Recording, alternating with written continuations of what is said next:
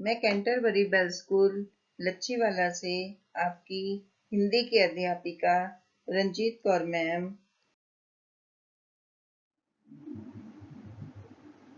तो बच्चों, जैसे कि हमने कक्षा 8 की कहानी लाख की चूड़ियां पिछले वीडियो में पढ़ना शुरू किया था, अब हम उससे आगे का इस वीडियो में पढ़ेंगे और समझेंगे। यदि संसार में बदलू को किसी बात से चिढ़ थी तो वह थी कांच की चूड़ियों से।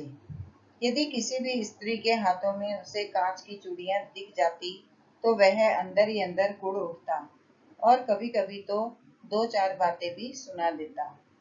मुझसे तो वह घंटों बातें किया करता। कभी मेरी पढ़ाई के बारे में पूछता, कभी मेरे घर के बारे में और कभी यूं ही शहर के जीवन के बारे में। मैं उससे कहता कि शहर में सब कांच की चूड़ियां पहनते हैं, तो वह उत्तर देता, शहर की बात और है लल्ला, वहाँ तो सभी कुछ होता है। वहाँ तो औरतें अपने मर्द का हाथ पकड़कर सड़कों पर घूमती भी हैं और फिर उनकी कलाइयाँ नाजुक होती है ना। लाख की चूड़ियां पहने तो मौज ना आ जाए। कभी कभी बदलू मेरी अच्छी खासी खातिर भी करता। जिन दिनों उसकी गाय के दूध होता तो वह सदा मेरे लिए मलाई बचा कर रखता और आम की फसल में तो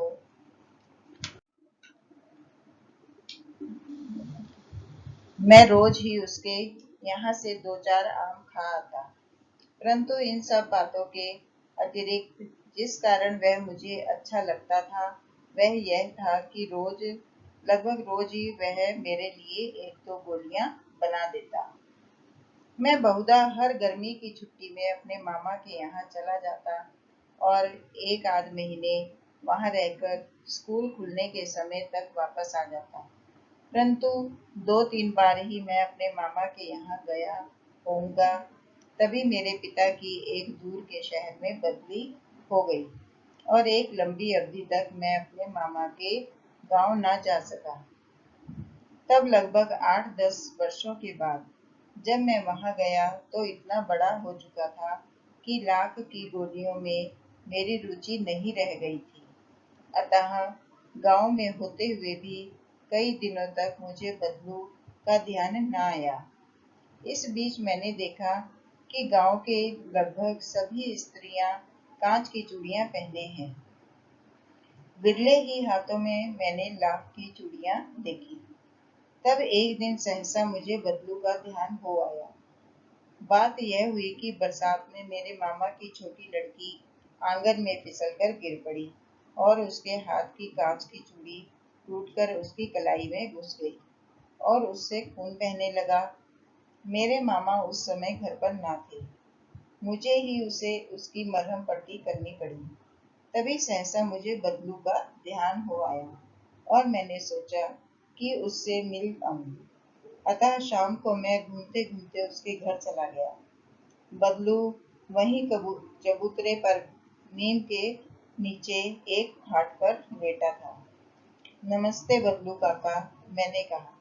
नमस्ते भैया, उसने मेरी नमस्ते का उत्तर दिया और उठकर खाट पर बैठ गया।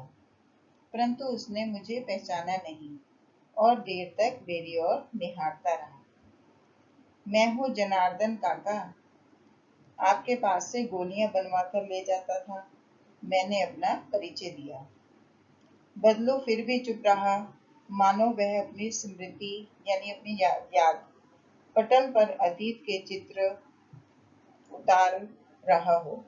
और तब वह एकदम बोल पड़ा, मतलब उसके यादें उसको आने लग गई। तो उसने एकदम से वह बोल पड़ा, आओ आओ लल्ला, बैठो, बहुत दिन बाद गांव आई।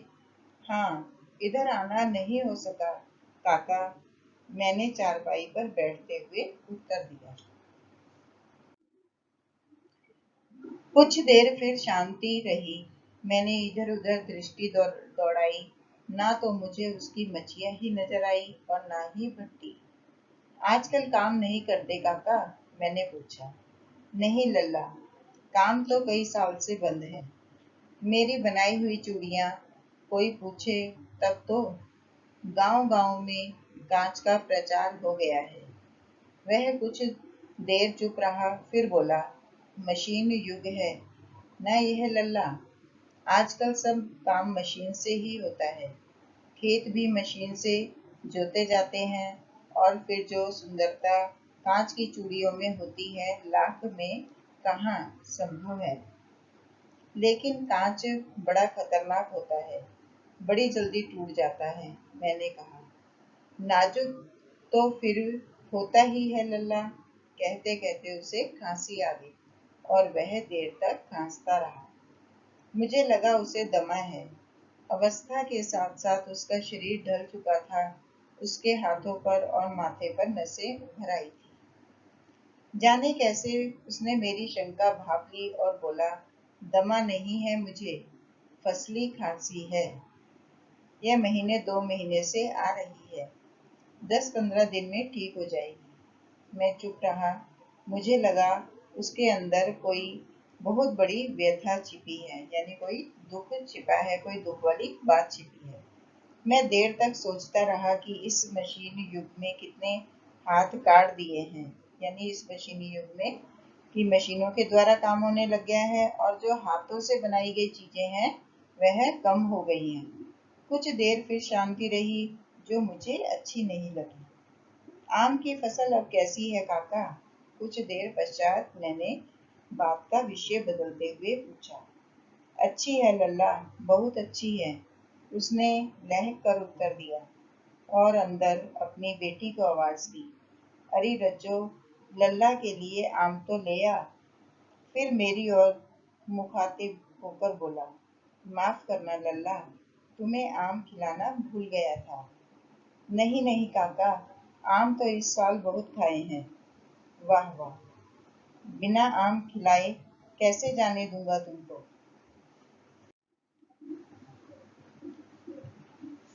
मैं चुप हो गया।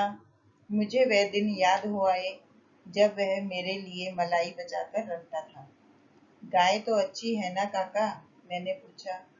गाय कहाँ है लल्ला, 2 साल हुए बेच दी, कहाँ से खिलाता।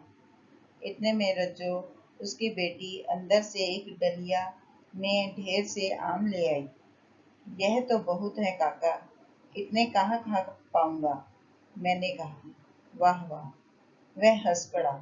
शहरी ठहरे ना, मैं तुम्हारी उम्र का था तो उसके चौगने आम एक वक्त में खा जाता था। आप लोगों की बात और है, मैंने उत्तर दिया। अच्छा बेटी, लल्ला को 4-5 आम छांट कर दो, सिंदूरी वाले देना। देखो लल्ला कैसे हैं, इसी साल यह पेड़ तैयार हुआ है। रज्जो ने 4-5 आम अंजलि में लेकर मेरी ओर बढ़ा दिए। आम लेने के लिए मैंने हाथ बढ़ाया तो मेरी निगाह एक क्षण के लिए उसके हाथों पर ठिठक गई। गोरी गोरी कलाइयों पर लाख की चूड़ियां बहुत ही फब रही थी। बदलू ने मेरी दृष्टि देख ली और बोला, यही आखिरी जोड़ा बनाया था जमींदार साहब की बेटी के विवाह पर। 10 आने पैसे मुझको दे रहे थे, मैंने जोड़ा नहीं दिया, कहा शहर से ले आओ। मैंने आम ले लिए और खाकर थोड़ी देर पश्चात चला आया। मुझे प्रसन्नता हुई कि बदलू ने हार कर भी हार नहीं मानी थी। उसका व्यक्तित्व कांच की चूड़ियों जैसा ना था कि आसानी से टूट जाए। तो बच्चों, यहाँ पर तो हमारा ये चैप्टर खत्म होता है। उसके बाद नेक्स्ट आने वाले चैप्टर में मैं तुम्हें इसका अभ्यास कार्य करवाऊंगी।